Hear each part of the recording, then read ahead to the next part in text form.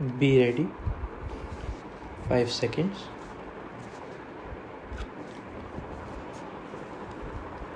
Start. Mr. Vice Chairman, knowing the honorable mover of this resolution to be a good parliamentarian, I had expected that he would place before the House all sides of this problem. I had expected that he would be no less interested in the efficiency and discipline of the administration, no less interested in the public welfare than in the interest of the civil services. But I am sorry to observe that he has taken only one view of the matter, namely the interests of the civil services alone. He has not at all dwelt upon the frightful consequences which a strike of the sort we had the misfortune to have would have had on the country and the people in general. He has spoken, no doubt, in measured tones, unlike the honorable member who sat to his right in the morning and who raised a shout wanting to make up by sound what his arguments lacked in force. I wish to submit to this House that it would be incorrect and it would be imprudent for this House to accept this resolution.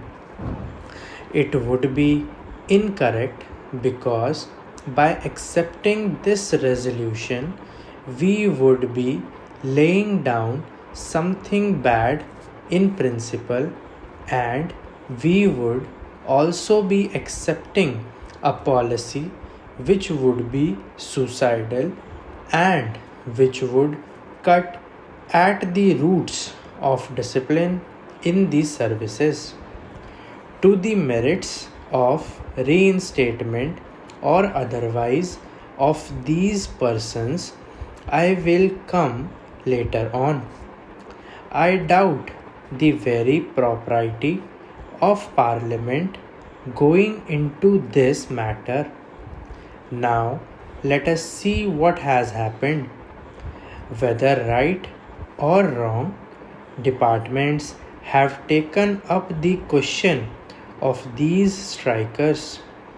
Those who took part in this strike, those who indulged in disobeying the ordinance, several cases of sabotage and intimidation, including criminal ones, have been gone into, and the authorities have taken some decision.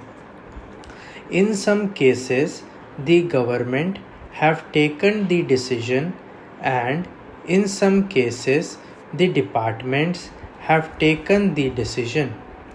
Now, would it be right for Parliament to intervene, to interfere with these decisions? Suppose we do that. Suppose Parliament interfered with the decisions taken by the government or by the heads of departments. Tomorrow, with what face and with what authority can the head of a department extract service from his subordinates? This is the question which the honorable mover must see, and also the other honorable members who have spoken in support of the resolution. Unemployment is mounting up, and we have not been able to grant enough employment opportunities to provide even for those people who are entering the labor market today, perhaps to the extent envisaged during the third plan. The point that I want to make is that it is not quite justifiable to take only one aspect of the third plan period, namely the exigencies of capital mobilization, out of the context of the general economic situation in the country. When we are therefore making this huge tax effort, we will have to apply our mind with equal seriousness, if not more, to see that the income generation in the community is as great as is envisaged, so that the savings and investments could be effected without disturbing unnecessarily the consumption pattern in the community. Whenever there is any tax on corporations, this cry is raised, and this cry is always belied by what the industrialists themselves have claimed to be the sensitive barometer to find out the climate for capital formation. I mean the stock exchanges. This time, the stock exchanges have reacted quite favorably to the budget proposals as a whole, which clearly shows that whatever else may be the merit of the present budget proposals, it is certainly not anti-capital. Last year also, the stock markets boomed up after the taxation proposals were announced. This time, though, they were a little hesitant at first. Ultimately, I think they have realized that there is nothing wrong with the taxation proposals, and they are now merrily mounting up. This is quite natural because there are so many benefits and advantages in our economy today that it is not difficult for the corporate sector to absorb a small rise of 5% in the corporation tax, which has been proposed by the Honorable Finance Minister.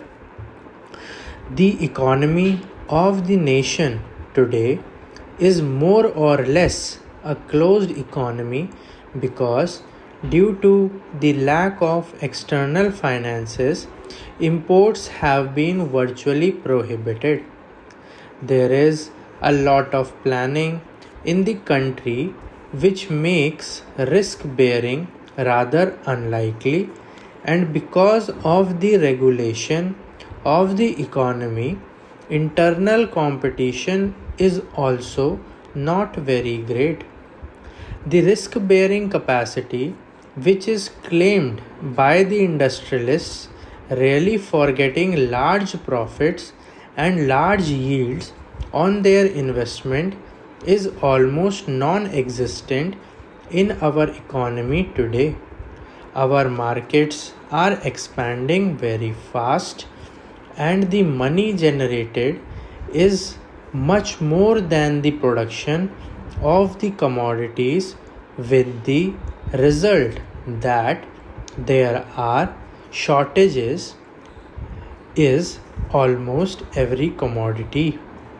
It should not be difficult for the industrialists to absorb the small rise of 5% in the corporate tax.